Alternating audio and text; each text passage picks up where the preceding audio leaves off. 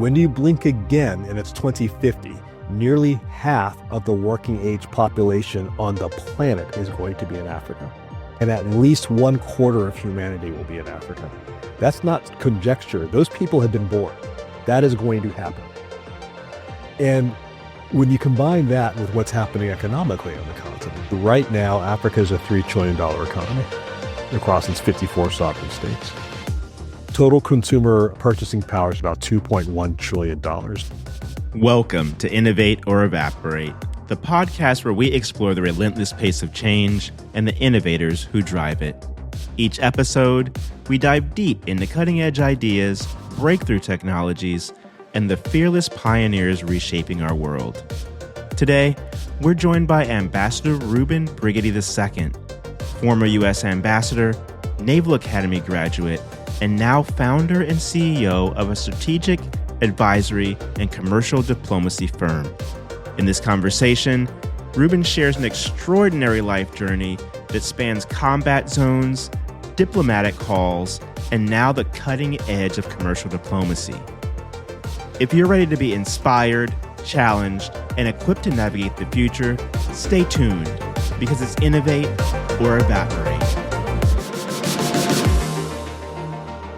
Welcome back to Innovate or Evaporate. I'm your host, Toph Day, and we have an incredibly special episode today. I'm so excited about this.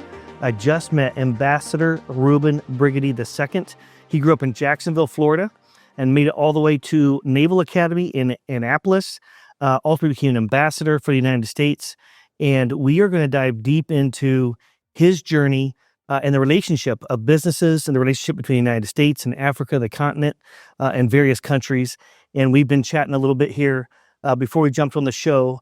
And Reuben, can I just call you Reuben? Is that cool? Absolutely. Okay. And if I had, step straight, call you, ambassador. You've got a bow tie on for those just listening on audio. It's very professional, very fancy. But I could not be more excited to have you on the show. Thank you for having me, Toph. Delighted to be here. Absolutely. So let's, and you've recently started a company, Busara Advisors, Right. And which is incredibly fascinating. And we're going to get to that part in a minute, because what I love is with you starting Busara is how innovation, we innovate or evaporate, right? And with you starting your business recently in a successful Series A, was it Series C or Series A? Series A. A Series A capital raise right out the gate, highly successful, that you started just a few months ago. Yes. Right.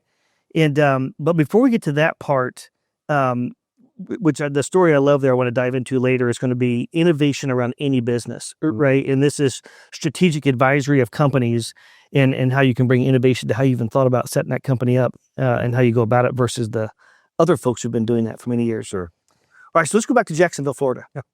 So, so you're in high school. Yes. And you would go on later to become a world expert, right, on relationships in the United States with Africa, et cetera. What were the what inspired you, early on? Sure. Well, first, it's great to be here with you. So I am a native of Jacksonville, Florida, where I was born and raised. Jacksonville is very much a Southern town.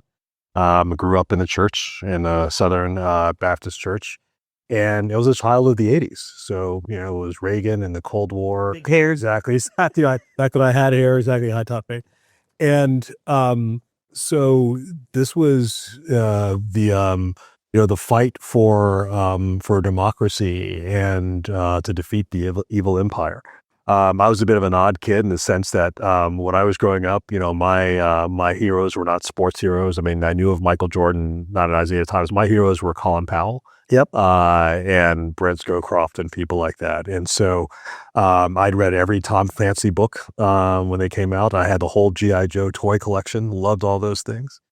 And so as I matured and I learned more about the Naval Academy in Annapolis, that's what I really wanted to do. So I decided when I was 14 years old, I wanted to go to the Naval Academy. Everything I did in high school is geared towards that purpose. It's the only college I applied to, and I got in my senior year pretty early in September. So that's what I did.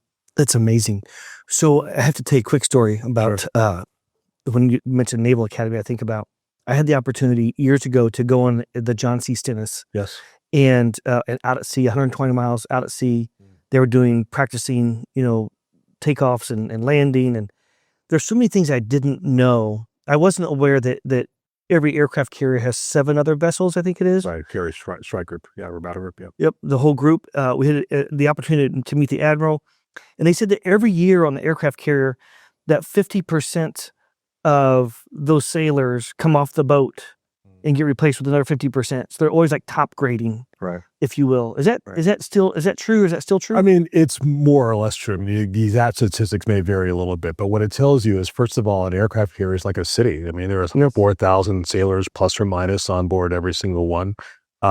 These are very young Americans that are going off to do the nation's business. And so now what's ironic is, you talked about how you went to meet the admiral in charge, and when you're 19 or 21, those seem like old men, and goodness. All time catches up with all of us. Right. Yeah, Exactly. that's right. The amount of another thing that shocked me was the amount of just pure studying Yes. that they still do every single day. And it's not like they work 8 hours and they get to, go hang out on deck or something, right? They're constantly working, studying, learning, sleeping, and Right. rinse and repeat. What are some of those kinds of things that people might not be aware if they haven't been in the military?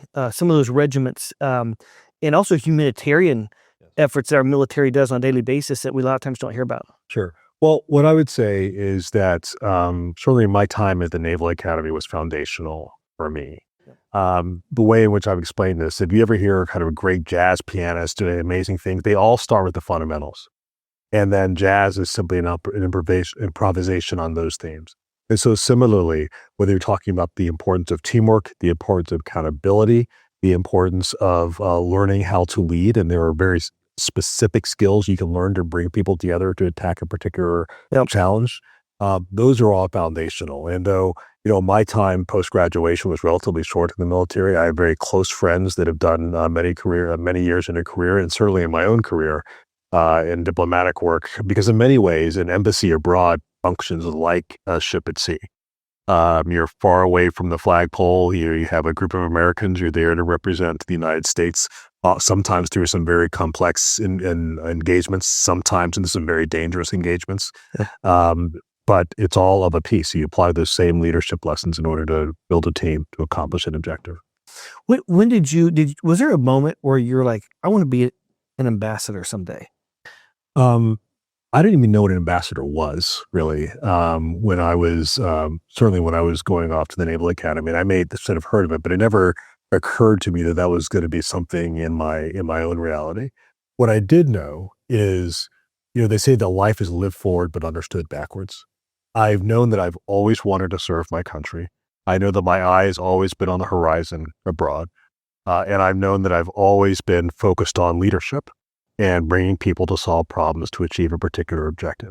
And so I've done that and had the great privilege of doing that in multiple different environments, sometimes in the military, sometimes in academia, where I served not only as a professor, but as an academic leader, multiple times as an ambassador, and then now as a businessman as well. So you get out of the Naval Academy and you serve for 5 years. 5 years. Then you go and get your master's and get a PhD in England. Yes, that's correct. Talk to us about that. Why was that important in your journey? Sure. So I'd gotten a fellowship from the Naval Academy to study at University of Cambridge, study international affairs. And then when I left active duty, I went back to finish my PhD. And for me, it was life-changing because this was, in the late 1990s. And as I say to many other young people, being an American studying outside the United States forces you just to think about the world differently. Mm-hmm. I mean, it's just like if, this old parable, if it's 3 blind men touching an elephant, one touches the leg, one touches the trunk, and one touches the tail, and they are asked to describe what were they experiencing. And one says, well, one I touched a tree, one I touched a stake, and, one I touched something else. I mean, the idea is that when you're forced to see the world through other people's eyes, it both makes you appreciate your own country more, but also makes you ask other questions about their own existence. And so that curiosity certainly is one of the things that led me on to diplomacy, and then trying to bring that skill set to advancing our own country's interests abroad, but also doing so where possible in concert with our friends and allies around the world. All right, so you finish, you get your PhD. Yeah. How long did it take you? Was 7? About 5 years. 5 years. So you finish your PhD. you come back to the States? Yes. And then how long was it before you were appointed your first ambassadorship? Oh, goodness. What's the math on that? So 2003 until I got my first ambassadorship in 2013. So about 10 years. About 10 years. So I started off first working at an NGO called Human Rights Watch.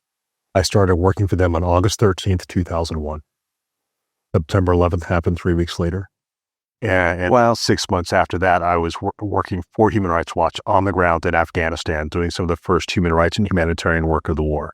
We did that same work in Iraq a year later. We went into Iraq 3 weeks after the fall of Baghdad in 2003. Again, unarmed, undefended, doing some of the first human rights and humanitarian investigations of the war. And then Are you living on a military base or? No. We were with other NGOs, and so our strategy was to be very, very local. You work with other NGOs that are there on the ground, maybe local hotels, blend in where you can, and be very vigilant. So a lot of the security training that I learned in the military was invaluable when I was on the ground in these war zones as a humanitarian and human rights researcher. Were you married at the time? I was engaged. Engaged. And was she with you or? She was not physically with me, but my wife has a spine of steel. And she's like, look, go do your thing. We'll get married when you come back. That's so fascinating. So what is that moment like? How does it happen? How do you get appointed to ambassadorship? What's that phone call like? Did you know it was coming? Like, well, I've had it twice now, and they've been different each time. So broadly speaking, we have two types of ambassadors. We have career diplomats who rise through the career ranks, just like when we rise through the ranks of the military. Yep. To be a general, you rise through the ranks to the senior foreign service, and you get to be appointed a chief of mission or ambassador. And then we also have political appointees. Roughly about a third of our ambassadors around the world are political appointees. So they are not career diplomats. The President of the United States asked them to represent the U.S., to be his personal representative in country or organization X, Y, or Z. And you come and go with that particular administration. And so for President Obama, his first term, I served as a political appointee in the State Department twice. First as the Deputy Assistant Secretary in the Refugees Bureau, responsible for all of our refugee programs in Sub-Saharan Africa. And then as the Deputy Assistant Secretary in the Africa Bureau proper, responsible for all of our embassies and all of our foreign policy in the southern part of Africa, basically south of the Democratic Republic of the Congo, to include South Africa. And then for President Obama's second term, and this gets to the question, what's it like? I was literally sitting in my office at the State Department, and Cardinal Pope Benedict had stepped down, and they were having the conclave to pick the next pope. And white smoke was emerging from the Sistine Chapel when they announced Pope Francis. And I literally got the call. Yes. From the White House, saying that the president wants to announce you to be his ambassador. Is there a specific person that always makes the call? Or who was it that made In the this call? particular case, it was somebody from the White House Office of Personnel. Gotcha. Yeah. And do you remember where you were sitting? I was One of those moments. I was sitting at my desk in the State Department on C Street in Washington, D.C. Okay, so then you serve as an ambassador for, what, 12 years total? So I served as an ambassador to the African Union for President Obama's administration for 2 years. Okay. And then after the president's term, or just before the end of the president's term, I was asked to be the dean of the School of International Affairs at George Washington University, which is the largest school of international affairs in the United States. I did that for 5 years and was recruited from there to be the vice chancellor or president of the University of the South in Swanee, Tennessee. So I started there right at the start of COVID, which was hard for everybody. Leading any kind of institution through COVID was just hard for everybody Yes. in that space. And then at the start of the second academic year, which was the fall of 2021, literally was a Friday, first Friday academic year, I get a call out of the blue. Again, it's the White House. Ambassador Kathy Russell, the head of presidential personnel, he said, Reuben, the president needs you to go to South Africa. He wants to send somebody he knows and trusts, who knows Africa, who knows South Africa, who's been an ambassador before, and who has been confirmed by the United States Senate before. Will you go? I said, it's Friday. Yeah, talk to wife. Call you Monday. Yep. So I said to my wife, sweetie, White House called. President wants us to go to South Africa. He said, "No, we're not going. He's like, hang on. Not going. Can we talk about We just got here at this university. I'm settled. You're settled. Your appointment here is an historic appointment." No, all of which was true. And then, hoping to end the conversation, she said, "And it's an honor the president asks you. You'll get asked again for something else one day." And I said, "That's not how this works. You can't get a personal ask from the president of the United States of America and say no." Right. I mean, yes. Hardly anybody gets that ask. Right. So that was a long weekend. Wow. But obviously, ultimately said yes, and off we went to South Africa.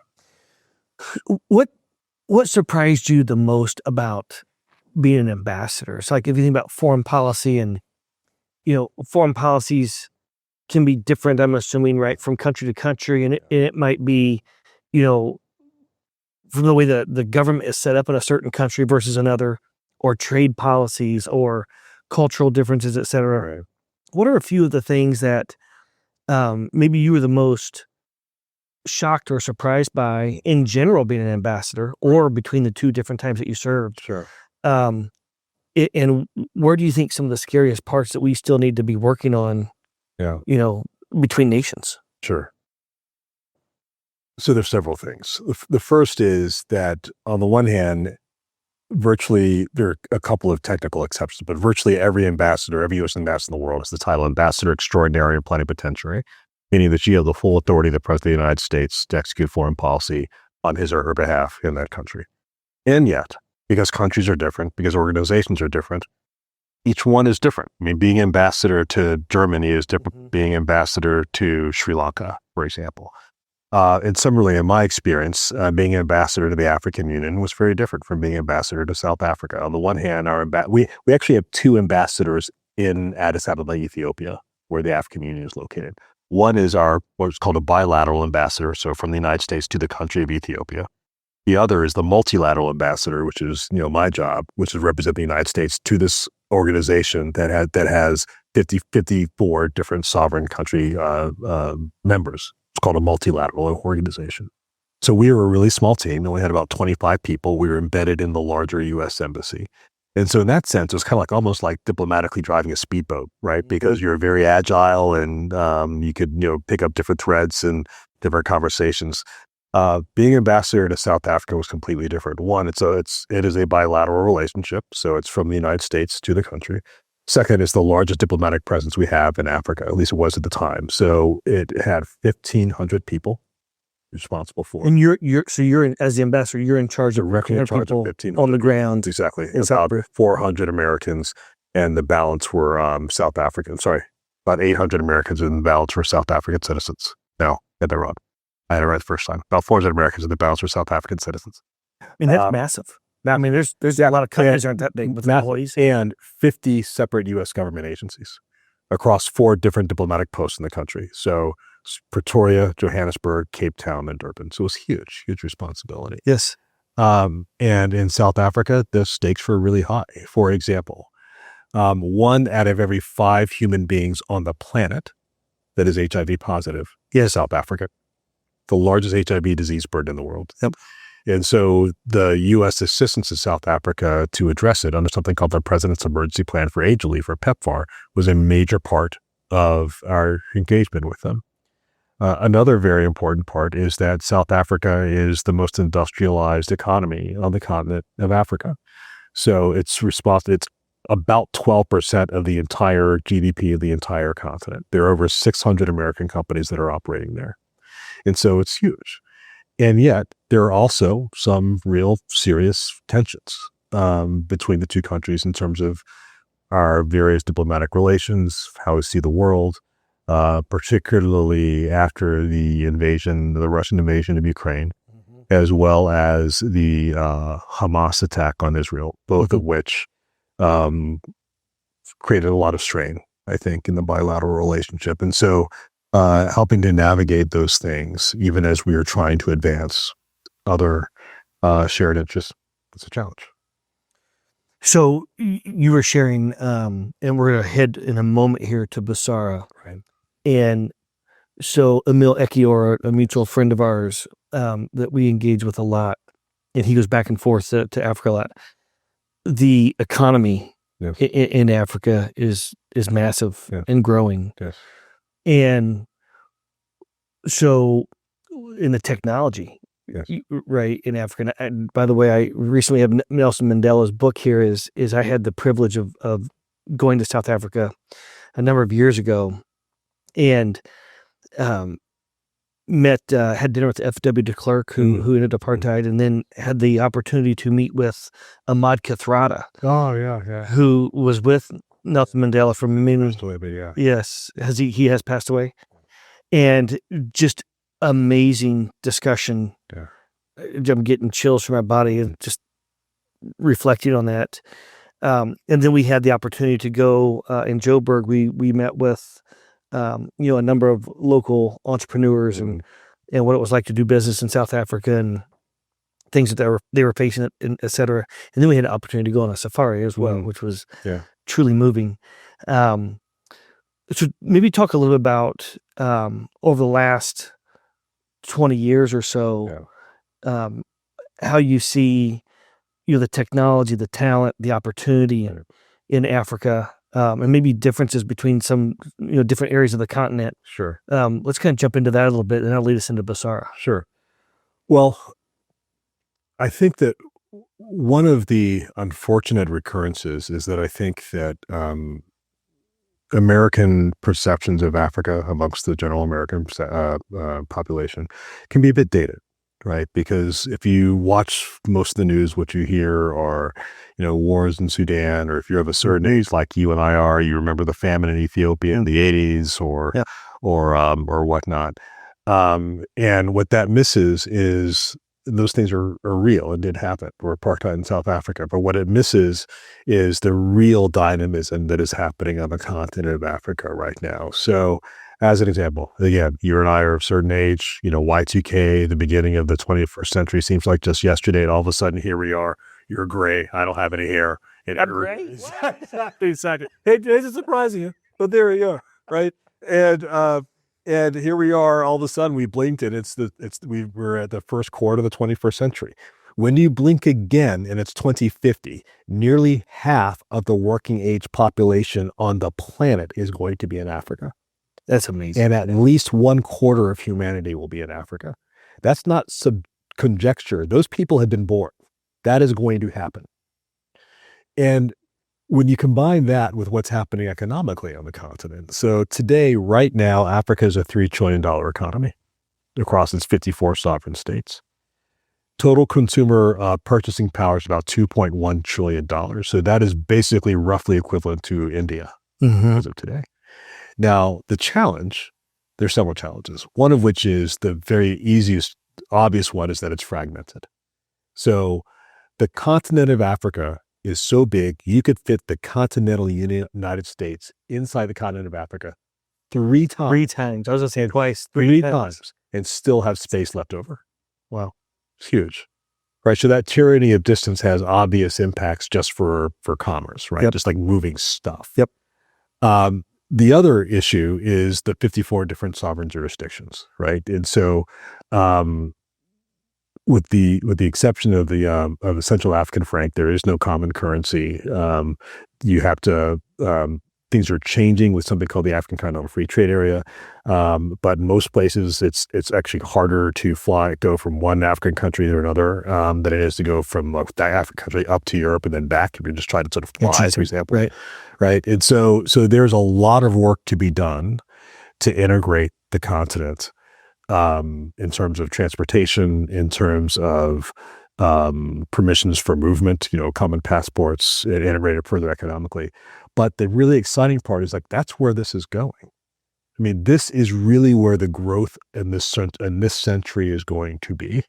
It is going to be with fits and starts for sure, with challenges and ups and downs, but Africa is going to be the growth story of the 21st century. Do you think that that with that transformation, like the acceptance of things like Bitcoin as a commonplace acceptable use of currency is you think it's more likely to be adopted in an environment like that where you're like, you have this new fresh start with all this modern technology and how they Right. think about, merging together is not the right word, but Sure. trading with one another, traveling with one another, et cetera. Sure. Well, it's a very good question. I mean, first of all, I think all of us are grappling with what does cryptocurrency mean? Yeah. What does it mean as a mode of trade? What does it mean in terms of regulation? What does it mean in terms of the role of government or not in terms of shaping monetary policy, particularly as it relates to the use of currency and undergirding everything that an economy does. So as it relates to things like Bitcoin or other cryptocurrencies, one of the benefits that are obvious for Africa, two big ones. One is, Africa basically leapfrogged a generation of telephony and went from effectively kind of the old landlines almost straight to mobile phones. Again, something that was prompted by the tyranny of distance and the difficulty of just building like large terrestrial telephone networks. And as a result of that, they adopted mobile banking, on cell phones far faster than Way the States faster. did, Yes. right? I mean, so when you have cattle farmers or smallholder farmers, pulling out their phone to figure out what the local market prices were like 15 years ago, right? Or whole SMS text messages campaigns when most of us didn't even know what that was. We were working on mass emailing 15 years ago. So which demonstrates the ability for Africa writ large to adopt new technologies and apply them in different ways that simply have not been thought of or applied in other environments around the world. The other benefit is that there are cryptocurrencies, if they have the right confidence and the right market value, can be used to trade across barriers without having to have large reserves of other kind of hard foreign currencies like the dollar or the euro or whatever else. And so I'm certain that there are many that are working through this to see what makes sense for them. So now this is your focus, right? So Busara Advisors, and your focus is on the United States and the continent of Africa, the entire continent, right? Right. And how to help companies figure out how to do business That's right. more efficiently. So let's talk about that a little bit. And I love your story too, by the way, of how you set the company up. Right. You went straight to a C Corp. That's right. And how you raised money. So it was like, with the services company, strategic advisory, I love it how, you can think about setting things up more efficiently, quicker, where you put your physical locations to outmaneuver the competition for strategic reasons. So let's jump into that. So you decided to start Busara Advisors. Sure. So let me start with the name. So Busara is a key Swahili word that means wisdom. And if you're able to see the lapel pin here, which is our motto, is called Nyansapo. It is the African wisdom knot from the Akan tribe in West Africa. So we believe deeply, as the book of Proverbs tells us, that wisdom is to be more valued than anything, more valued than gold or wealth or riches, because it leads to everything else. And so that's what we help provide for our clients. So helping them to have both the wisdom, the insight to be able to navigate the challenging markets on the continent, to be able to unlock commercial value. So as we say, Busara Advisors, integrity, insight, impact. Now, when we looked at this, the strategic advisory industry in the United States is actually, and also in Europe, is actually increasingly mature. So The Economist magazine did an article about this in October 2023, in which they demonstrated how this industry is growing as major companies increasingly look for assistance navigating complex geopolitical challenges.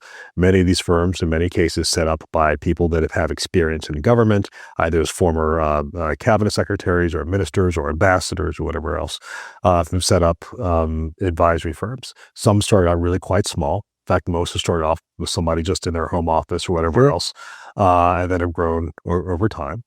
And what we saw looking at this from the U.S. perspective was the following.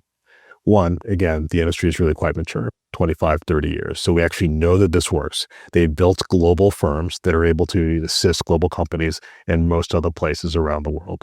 Not a single one of these firms were founded by or is currently led by anybody with any significant African expertise. All of these firms, the biggest ones, the most successful of them, have offices all around the world, but not not one of them have a permanent ongoing presence on the continent of Africa. And you cannot be successful doing commercial diplomacy in Africa if you're not physically there. Yeah, you'd be local. Exactly. So what we're doing is, on the one hand, taking a very tested, proven service model and applying it in a context in a way in which it hasn't been done before. And we're doing it at a time where we can see the burgeoning growth on the continent, see it demographically, see it economically, see it technologically, see it in terms of improvements of governance.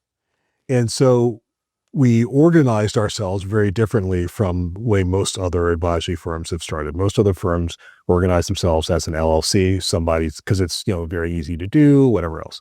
We instead organized as a C Corp, which allowed us to do a couple of things. The first is it allowed us to sell shares of the firm immediately, so we could raise capital immediately, so we could build our team immediately, so we could start servicing major clients immediately. So we launched our Series A round. So I turned in my diplomatic passport, completing my service as U.S. Ambassador to South Africa at 5 p.m. Eastern Standard Time, Friday, January 10th. At 11:03 a.m. Eastern Standard Time, Monday, January 13th, we went live. That's when we received our certificate of incorporation as a C Corp from the state of Delaware. That's what we call focused go-to-market, narrow and deep, fast go-to-market. Focus. Our objective was to raise $1.5 million in seed capital. We did it in 10 weeks. That's amazing. All from individual investors. Yep. That has allowed us to hire what I consider to be the very best commercial diplomacy team focused exclusively on Africa that exists anywhere in the American private sector. And your initial team's how big? 14. 14. So we have a big team. So we have regional directors full-time on the payroll in Johannesburg, in Addis Ababa, Ethiopia, in Nairobi, Kenya, and Accra, Ghana, and Abidjan, West Africa, as well as very strong part-time people in Cape Town, South Africa, in Botswana, and then also part-time folks who work with us in London and some other strategic locations. And then we also have full-time staff, including full-time consultants at our headquarters in Washington, D.C., as well as in Atlanta, Georgia. We made a strategic decision to open up an office in Atlanta from the very beginning because Atlanta sees itself, and for many ways, one thinks about it, is America's gateway to Africa. So Atlanta Hartsfield-Jackson International Airport is the busiest, most efficient airport in the world. It has direct daily flights to the continent, to most of the major commercial destinations. It is deeply ingrained in the cultural DNA of Atlanta to engage Africa because of deep connections between, for example, the civil rights movement and the anti-apartheid struggle, the general liberation struggle over time, the large historically Black college network there. There are multiple Fortune 50 companies that are headquartered in Atlanta that have Africa positions they all want to protect and grow, like Coca-Cola, like Delta Airlines, et cetera. And all of our sister firms that are major global strategic advisory firms that have offices in New York, Washington, San Francisco, London, Delhi, Shanghai, Beijing, all around the world, not a one of them has an office in Atlanta, Georgia, nor do any of them have any continuous presences on the continent of Africa. That's amazing. So is your focus like Fortune 5,000, 1,000, 500? So we do both. So we are focused on Fortune 50, Fortune 100 companies, both in the United States. We are also, quite frankly, focused on both major African firms, but also African SMEs that show promise to grow, as an example. Whether they be firms that are looking to expand wine production in South Africa and have their brand shipped to the United States, or whether they be, for example, commodities companies that are looking to figure out how to sell their particular, whether it be gold or PGMs or anything else. Those are sorts of things that we can help facilitate. But the important thing is that we go both ways. Yeah. So we help global clients do business in Africa, principally American, but not exclusively. And then we help African clients do business in the world, both into other African markets where they may not always be, because inter-African trade is actually intra-African trade is actually really quite small, only about 1.5% of total trade in the continent. Oh, wow. With African countries with each other. And then also helping companies, African firms, expand beyond the continent to export beyond. So are there like a few high-level strategic services that are like the bread and butter, like that most companies struggle with? Yes. So there are 4 that we have right now. The first is geopolitical risk and analysis, which is sort of standard, right? Help us to understand what is happening in this country as we decide that we're going to build a factory, build a hotel, change a different air route, whatever. Due diligence and deal sourcing. So we are an investment fund. We're looking to deploy capital. We're looking for these sorts of returns over this time frame. Where do we go? We are a company that's looking to set up a factory. We need to understand who the local players are. We need to understand how to navigate the particular regulatory environment. We need trusted agents for everything from legal services to real estate. How do we do that? Then market entry and trade facilitation. So I want to start sending containers of my product to country X. What are the import-export laws?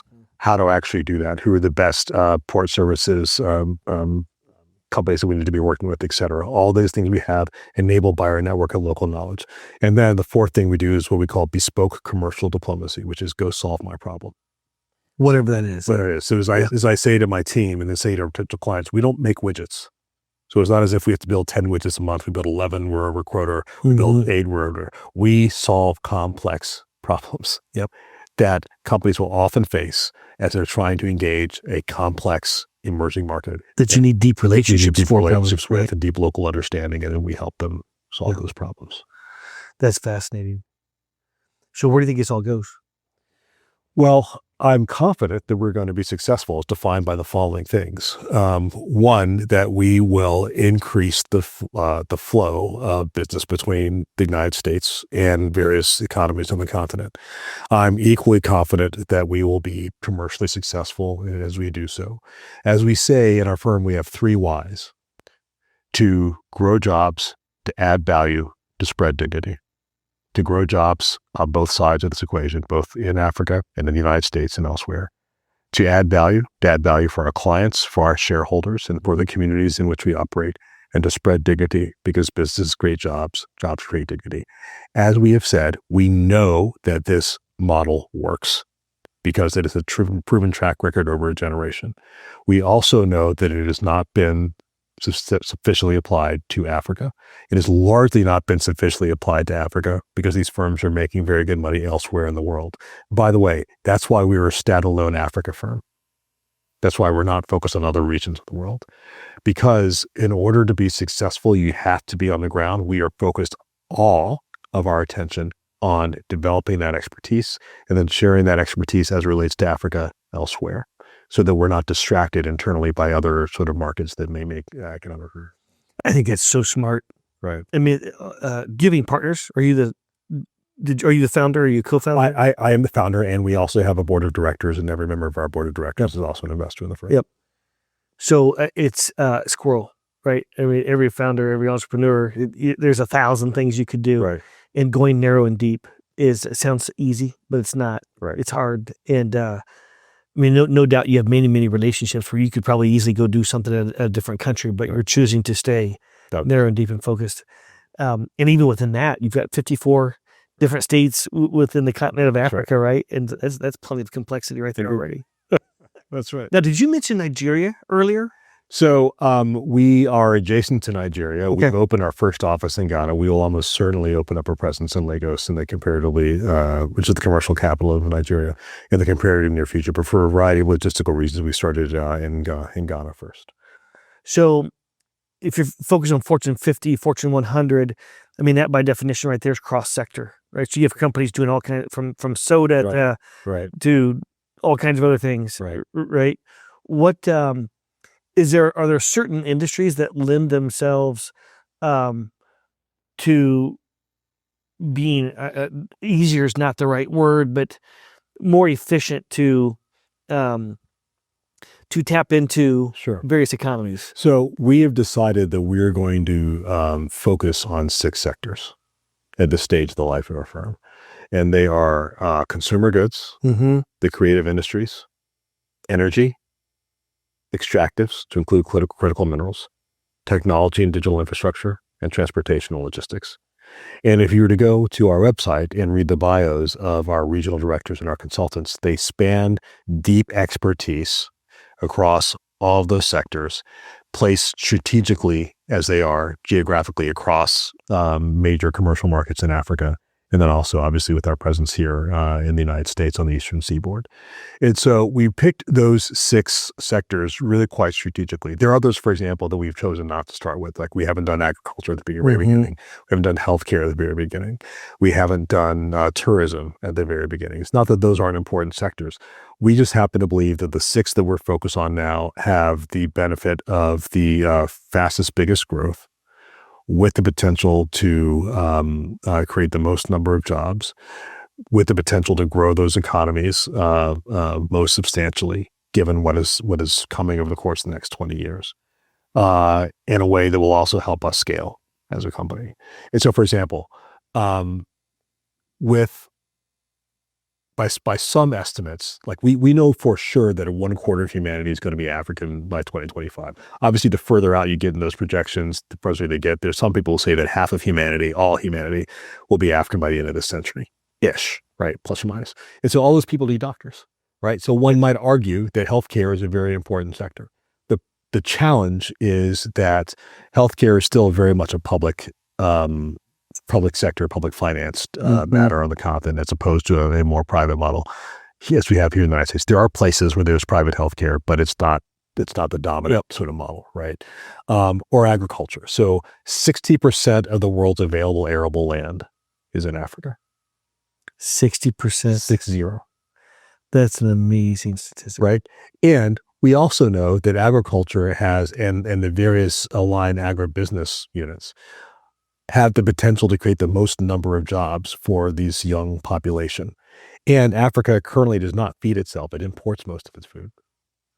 So is that why like China has been doing a lot? Right. Not only China. So, Saudi Arabia, South Korea, these are all places that have purchased land and built their own farms and or have some other significant arrangement to source various agricultural products in Africa and ship them back to their own countries because they need that additional agricultural space. Yep. So, but we happen to think that for a variety of reasons, the growth path in the agricultural industry at this stage in our life in the firm doesn't make sense for us to focus on. Whereas, for example, critical minerals does. Yes. Right. Or even like the creative industry, right? I mean, these young people want to see stories about themselves. Yes. Cape Town, South Africa is the 3rd most important filming destination in the world. Mission Impossible, the last Mission Impossible series is just about to hit theaters. I can see it this weekend. It was filmed mostly in Cape Town. Because of tax breaks or tax breaks, it's less expensive. Cape Town is just this fantastic set of vistas where you have the sea right here, mountains right there, and a very built up city that you could film parts of it. You could be anywhere in the world. Right. Plus amazing sound stages. And so, yeah, it's a really incredible place to be. Well, we're going to enter now some rapid fire questions. Sure. No right answer. So whatever comes to mind, it could be one word or it could be 20 words. So if you could wave a magic wand and solve something with innovation, what would that be? Access to capital. I love that, access to capital. Because the issue is not a lack of capital that is interested in innovation. The issue is, the whole reason we have ideas of unicorns is because there are a lot of ideas that don't work, but somehow still are able to get a lot of funding, right? And then there are a lot of people with a lot of really good ideas with a practical problem they're trying to solve, but cannot figure out how to get the right capital. They have these capital. Right. And so we need a more efficient way to so like these 2 words, opportunity and access. Right. In a lot of places you go, you get one or the other, right, but not both. It also drives me crazy that you and I right now could go on our cell phones and download a gambling app. And we could go gamble $10, $100, wherever we want to. Yeah.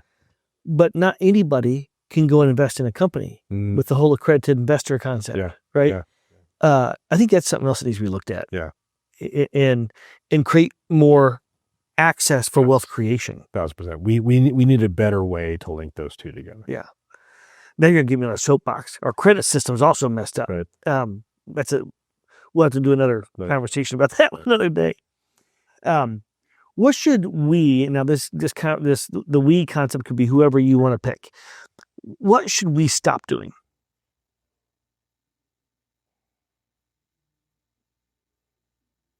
Being afraid. You know, I had a senior person in government who worked on economy issues once tell me that capital is cowardly. Like herd mentality, right? And you know, I have two sons that are now, they'll be 20 and 18 this summer. From the time they were little boys, I would tell them this quote from Winston Churchill, paraphrased, that courage is the most important virtue because it's the one that enables all the others. And so whether that is somebody who has a great idea, but, you know, gosh, there are bills to pay and they're really not sure if they're the right one or sure if they're ready or whatever else, or whether it be, you know, someone who's like, you know, like, gosh, this guy actually really has a really idea, but I don't know if they're the right team or right bet yet. I think that fear stops an awful lot of things. Yes. But at the end of the day, I saw something on online the other day that said, you know, 100 years from now, there'll be 7 billion people alive today that'll be dead. So just forget your fear. Do your thing. Yeah. Let's get after it. Yeah. We live once as far as we know. That's right. Right. Well, this has been amazing. What, I could talk to you for like 8 hours. Like so many questions going through my mind right now. What have I not asked about? That's the one thing that you really want to get out there that we didn't touch on. You know, let me just sort of reemphasize this, and it's not just because of the firm that we've launched. You know, I've spent a good part of my life, one way or the other, representing the United States of America abroad. And we have a wonderful country. I would argue it's the greatest experiment in governance in human history. And one of the challenges of being in this beautiful country that spans coast to coast is that sometimes we can, you know, take our eyes off the horizon and be a bit more self-referential and not really understand what's happening in the rest of the world. Other countries are understanding what's happening in the rest of the world. And part of our mission at Busara is to help others understand this burgeoning, growing, complex, dynamic, energetic story of Africa that is going to define this century. And so I would just encourage people to be curious, not just about the firm, but about the continent, and to learn. And let us rediscover some of the spirit that help us to build our own country and build ties, commercial ties, to benefit all of our peoples. So if someone's watching or listening to this podcast, they're at a Fortune 50 or 100, and they're looking for expertise, how do they find you or your team? Sure. You can go to our website, www.busara-advisors.com. You can also find us on LinkedIn, find us on Facebook, find us on Twitter. And Busara is BUSARA-advisors.com. That's awesome. Well, Ambassador Reuben Brigety, amazing life story. Thank you for serving our country. Oh, thank you. Right, we need more folks like you out there with just a good level head in spreading the gospel. I like to say, right, of just making humanity better. So it's been a true honor. Thank you for coming to visit us on Innovate or Evaporate. Thank you very much. Thank you for having me. This episode was brought to you by Rally, the Global Cross-Sector Innovation Conference. Learn more at rallyinnovation.com.